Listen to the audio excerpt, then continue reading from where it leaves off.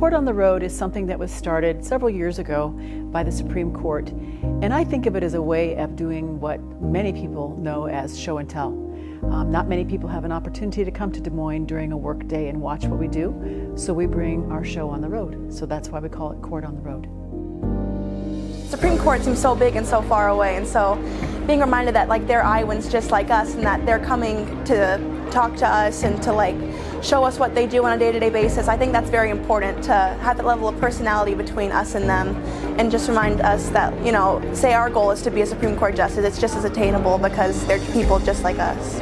Just being able to have the Iowa Supreme Court justices and as well as the lawyers and even the court reporter, that was a really great opportunity. It opened up another career that I had never thought about. Having basic knowledge of how the Iowa Supreme Court does their hearings, that is knowledge that everybody should have.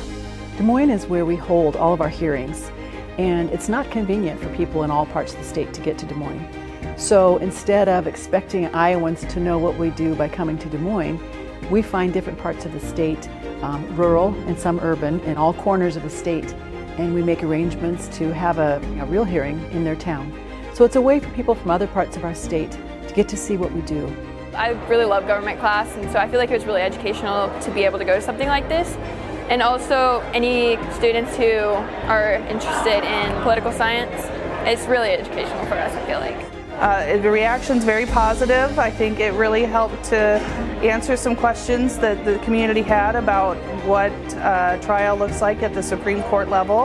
And it was very interesting to watch it happen in person and know that it was a real trial happening right in front of us. It's a great opportunity for our students to come and learn and just see the judicial process play out right in front of them. And then tomorrow our students have the opportunity to speak with one of the justices and maybe get to ask some more questions in a more intimate setting, which then will pique even more interest, I'm sure, for students that maybe hadn't even thought about this pathway before.